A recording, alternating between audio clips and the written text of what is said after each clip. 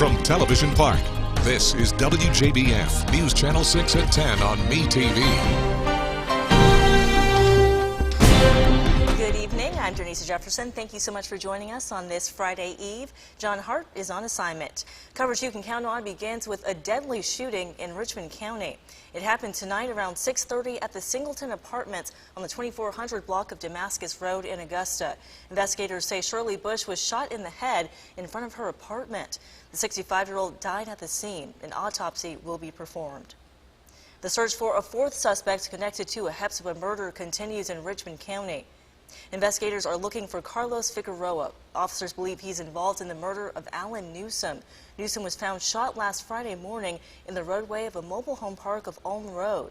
Ortegas Jones, Tizia Dukes, and Brenton Coleman are all already in jail, charged with murder in this case. The body of a man who's been missing for almost a month has been found. Columbia County investigators say the body of Kentavious Rivers was found on Bill Dorn Road in Appling. Rivers went missing back on February 26 from Thompson. Investigators say foul play is suspected. That investigation continues. The family tells News Channel 6 a balloon release and candlelight vigil will be held tomorrow night at 6:30. Family and friends remember the life of Serenity Garnett. The 7-month-old was killed after a dog attack inside of a home in Columbia County. Tonight, a balloon release was held. Ashley Jones was there for the farewell. I need to get it freed. We need to free it. Can't get it. It was an emotional goodbye for Serenity Garnett, but it was also the first of many. I don't know if we're gonna have to move forward, and it'll be at our own pace. Family and friends made that first step in trying to move forward Thursday evening. Dynasty Rivera is one of Serenity's aunts. She told News Channel 6 about the things she'll miss most about Serenity. Her laugh, 100%.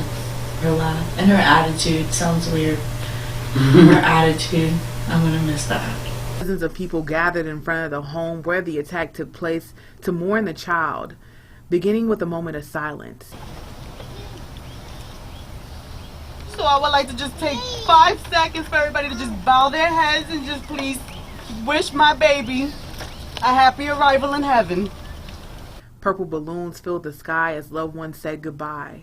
Family members said the symbolic release was more than the parents could bear. Let the balloons go.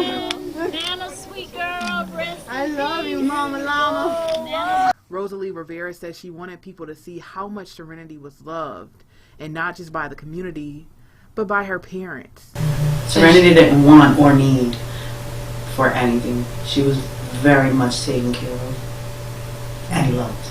In Martinez, I'm Ashley Jones, WJBF, News Channel 6. All right, now it's time to take a look at your weather forecast with our Chief Meteorologist, Tim Miller. And Tim, I'm hoping for some sunnier weather this weekend. Sunny weather we'll get. Warmer weather, maybe not so much, Denise. So we're talking about some cool temperatures and some windy conditions. Boy, I tell you what, when was the last time you went out and flew a kite? Probably a long time, right? Well, this is the weekend to do it. Live Viper 6, though, tonight showing a few little showers. This is more bark than bite here with this, but again, these will move off towards the east. Much of any of the rain, if you will, is really from about Bamberg, maybe down to Sylvania and further down towards the south. That would really be about it. Other than that, 56 degrees, relatively clear at Bush Field, 61 at Daniel Field, and 58 in Aiken. So it is certainly getting a little cooler. Starting to see the clearing skies, so any showers will continue to move off towards the east for sure. And a bunch of clearing skies off near Atlanta, but some clouds started to roll in to our west. Those clouds will actually be here tomorrow afternoon. So tonight we're going to call it partly cloudy for the most part. Overnight low temperature about 43 degrees. The story for tomorrow morning, we'll certainly need a jacket.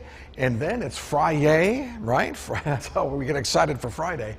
69 by tomorrow afternoon with more clouds starting to roll in. So our day planner calls for some sunshine early and a few clouds, but the story will be the wind as it'll be brisk tomorrow. So one more time, we're going to talk about not only the windy conditions, but a really chilly start to Sunday morning. We'll detail all that out with your forecast in just a little bit. Janisa.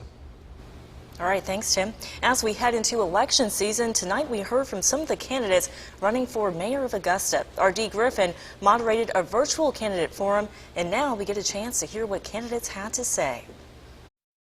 Thursday night, a virtual forum gave many people the chance to hear from the candidates running for mayor of Augusta for the first time. The candidates involved included Charlie Hanna, A.K. Hassan, Garnett Johnson, Lucas Johnson, Stephen Kendrick, Dr. Lori Miles, Marion Williams, and Donald Bradshaw.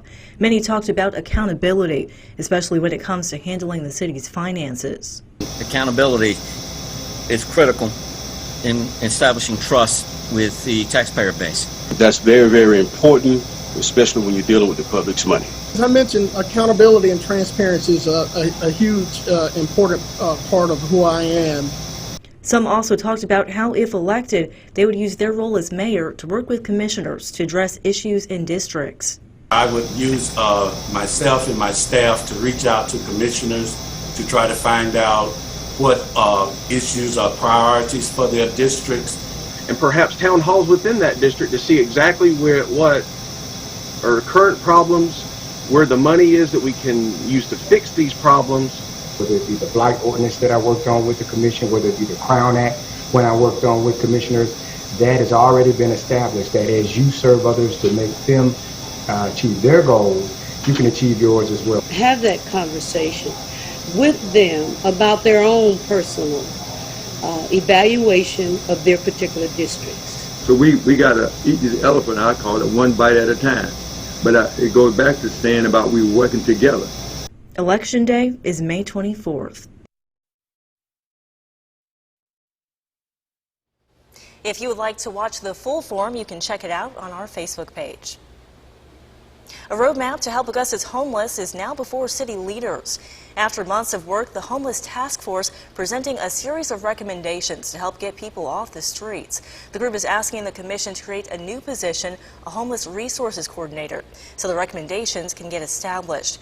And that roughly $3 million in federal funds approved for a new shelter be reprogrammed to pay for 50 to 75 new units of affordable housing. Well, we discussed a while back about the award that was given to us for a non-congregate shelter. When we're talking about the best use of resources, we just don't feel like that is the best use of these resources. If you can permanently house someone and you have the dollars to do so, then we should definitely do so. Commissioners appear to be on board with the plan, but understand that these recommendations will not come cheap.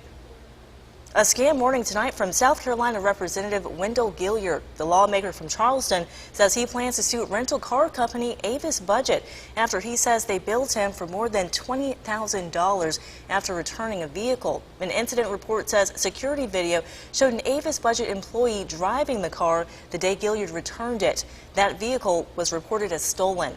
Gilliard says he wants to find out how many more people have been hit with similar situations. And I was irate. I got taken back just from that. And no sooner than I hung the phone up, started doing some research, backtracking, she calls me back and say, "Hey, are you sitting down?" I said, "Well, why? What's wrong now?" She said, "It's not $2,100. It's $21,000. I said, "You got to be out of your mind. You kidding me?" Representative Gilliard is hopeful he can resolve the issue with the company to avoid filing a lawsuit. We will invest $320 million to bolster democratic resilience and defend human rights in Ukraine and neighboring countries. President Biden and members of NATO are warning that Russia will pay a hefty price if they resort to chemical warfare in Ukraine. That story after Tim's full forecast.